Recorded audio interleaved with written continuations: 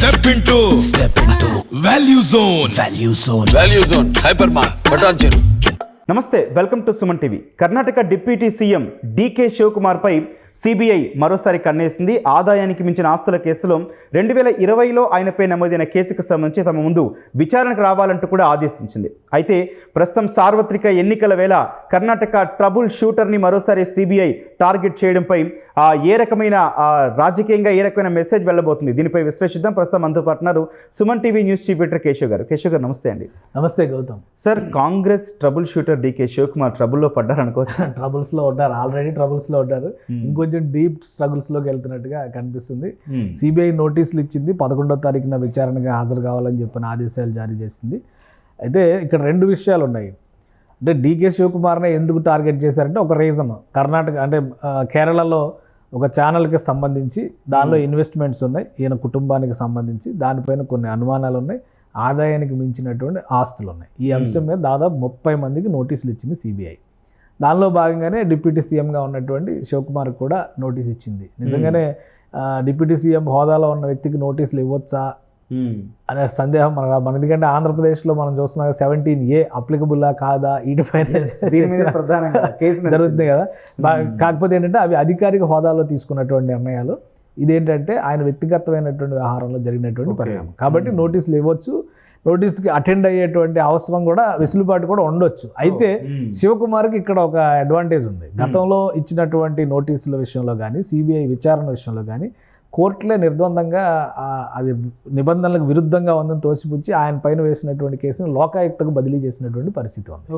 కాబట్టి ఇప్పుడు కర్ణాటకలో కాంగ్రెస్ ప్రభుత్వం ఉంది, అప్పుడు ఇంకా బీజేపీ ప్రభుత్వం ఉన్న సమయంలో జరిగినటువంటి పరిణామాలు. కానీ అయినా కానీ వీళ్ళు సాహసం చేసి నోటీస్ ఇచ్చారంటే మీరు అన్నట్టుగా ఎలక్షన్స్ వస్తున్నాయి, ట్రబుల్ షూటర్ ఎక్కడున్నా ట్రబుల్ ఎక్కడున్నా ఆయన అక్కడికి వెళ్తారు కాబట్టి ట్రబుల్ని ఆయన దగ్గర పంపిద్దాం అనేటువంటి ఒక ఆలోచన చేసినట్టుగా కనిపిస్తుంది మనం. సార్, ఇప్పటికే అన్ని లావాదేవీలు సమర్పించాలంటూ సిబిఐ ఆదేశించిన పరిస్థితి. తన భార్యను కూడా ఈ కేసుకు సంబంధించి మాట్లాడిన పరిస్థితి. ఆమె డైరెక్టర్గా ఉన్నారు అందులో. సార్, కేరళకు సంబంధించిన ఈ టీవీ ఛానల్లో పెట్టుబడులకు సార్ నిజంగా నిబంధనల ప్రకారం జరగకుండా ఉండుంటే అటు ఆ రాష్ట్రానికి సంబంధించి కావచ్చు, కర్ణాటక కావచ్చు, సిబిఐ కావచ్చు, వీళ్ళందరి దృష్టిలో ఇబ్బంది ఉంటుంది కదా సార్. ఇది డీకే శివకుమార్ ముందే ఊహించి ఉండరంటారా? అంటే డీకే శివకుమార్ రాజకీయ నాయకుడు అనే కంటే కూడా అంతకుముందు ఆయన చాలా పెద్ద వ్యాపారవేత్త కాబట్టి చాలా రకాల వ్యాపారాలు ఉన్నాయి. అవి కాంగ్రెస్ పార్టీ నాయకుడిగా చాలా కాలంగా కాంగ్రెస్తో అసోసియేట్ అయిన ఫ్యామిలీ కాబట్టి ఆ విధంగా ముందుకు సాగుతున్నటువంటి పరిస్థితి. అయితే ఎక్కడ చిక్కు వచ్చిందంటే బహుశా 2017-18 ఆ సమయంలో అనుకుంటా రాజ్యసభ ఎలక్షన్స్ సమయంలో జరిగినటువంటి పరిణామాలు. గుజరాత్ నుంచి ఎన్నిక అయ్యేటువంటి క్రమంలో ఎట్టి పరిస్థితుల్లో అహ్మద్ పటేల్ ఎన్నిక కాకూడదు అంటే అక్కడ ఆపరేషన్ నిర్వహించి ఆయన సక్సెస్ఫుల్గా ఎన్నిక చేసినటువంటి కీలకమైనటువంటి క్యాంపెయిన్ స్ట్రాటజిస్ట్ అనమాట డీకే శివకుమార్. మనం తెలంగాణలో చూసాం కదా, ఎలక్షన్ రిజల్ట్స్ రాగానే ఆయన ఎవరిని ఎక్కడికి పంపించాలి, ఎవరెవరిని ఎక్కడికి తీసుకెళ్ళాలి, వెహికల్స్ వచ్చి మరి ప్రత్యేకంగా రిసార్ట్స్ అని, హోటల్స్ అని, ఎవరు ఊహించిన విధంగా అంతా తాజ్ కృష్ణలో బుకింగ్స్ జరిగినాయి, ఫైనల్గా వేరే చోటకి తీసుకెళ్ళి పెట్టినటువంటి పరిస్థితి. కాబట్టి ఆ ప్లానింగ్ శివకుమార్ దగ్గర ఎక్కువగా ఉంటుంది. అక్కడి నుంచి మొదలైంది ఈ సంఘర్షణ. ఆ క్రమంలోనే శివకుమార్ని ఇక్కడ టార్గెట్ చేశారు. అదే శివకుమార్ కూడా మాట్లాడారు, ఆయన సిబిఐ విచారణకు వెళ్లాల్సినటువంటి అవసరం లేదన్నారు. లీగల్గా దానికి ఉన్నటువంటి క్లారిఫికేషన్స్ అన్ని కూడా లీగల్గా ఆయన పంపిస్తున్నారు. అలానే 10వ తేదీన కర్ణాటకకి సంబంధించినటువంటి లోక్సభ అభ్యర్థుల ఎంపికకు సంబంధించిన మీటింగ్స్ ఉన్నాయి కాబట్టి ఆయన నేను అటెండ్ అయ్యే అవకాశాలు తక్కువ ఉన్నాయని ఒక క్లారిటీ ఇచ్చారు.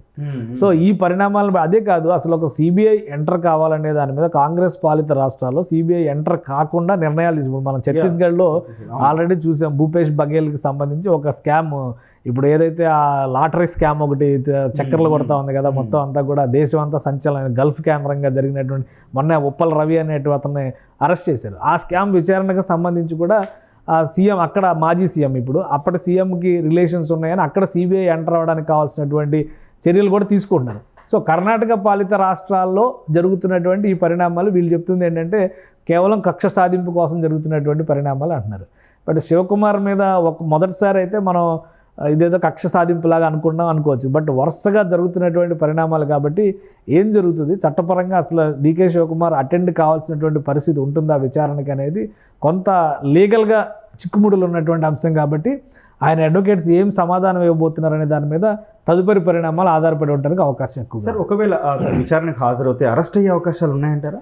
అంటే ఇది అరెస్ట్ చేసే అంత సివియారిటీ ఉందా లేదా, మనీ లాండరింగ్ ముఖ్యంగా ఇక్కడ ఏంటంటే అదనపు ఆదాయానికి మించిన ఆస్తులు ఉన్నాయనేది ఒకటి క్లారిటీ ఇచ్చారు. రెండోది ఆ పెట్టుబడులు ఎక్కడి నుంచి తీసుకొచ్చి పెట్టారనే దాని మీద ఆ రూట్ కాజ్ ఎక్కడ ఉన్నది అనేది కనుక్కోవాలి. ఒకవేళ దీనిలో మనీ లాండరింగ్ ఇష్యూస్ కనుక ఉంటే అప్పుడు ఈ ఆల్రెడీ ఫెమా ఇవి ఉన్నాయి కదా, ఫెమా కింద ఫారిన్ ఎక్స్చేంజ్ మెయింటెనెన్స్ యాక్ట్ కింద కొన్ని అరెస్టు చేసేటువంటి అవకాశం ఉన్నటువంటి అంశాలు కూడా ఉన్నాయి. అయితే అప్పుడు ఈడీ రంగప్రవేశం చేయాల్సి ఉంటుంది.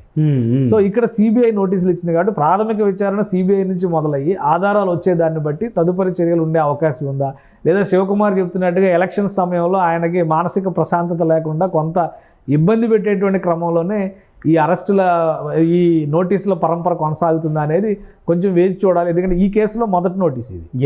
కాబట్టి ఇంకా 1-2 ఛాన్సెస్ ఉంటాయి. ఆ తర్వాత ఏం జరగబోతుంది అనేది వేచి చూడాల్సినటువంటి పరిస్థితి అనిపిస్తుంది. Thank you sir. Right, Karnataka ఉప ముఖ్యమంత్రి డీకే శివకుమార్కి అయితే సిబిఐ నోటీసులు జారీ చేసింది ఆదాయానికి మించిన ఆస్తుల కేసుకు సంబంధించి. అయితే దీనిపై ఎన్నికల వేళ ఇప్పుడు ఆయన విచారణకు హాజరవుతారు లేదన్న సందిగ్ధం అయితే ఇంకా కొనసాగుతుంది. మరి ముఖ్యంగా ఆదాయానికి మించిన ఆస్తుల కేసులో ఇప్పటికే సిబిఐ ఆయన గతంలో కూడా నోటీసులు జారీ చేసిన పరిస్థితిలో మరి దేశంలో సార్వత్రిక ఎన్నికల వేళ కర్ణాటక కీలక నేత డీకే శివకుమార్ నుంచి స్పందన ఏ విధంగా ఉంటుందో చూడాల్సి ఉంది. Thank you.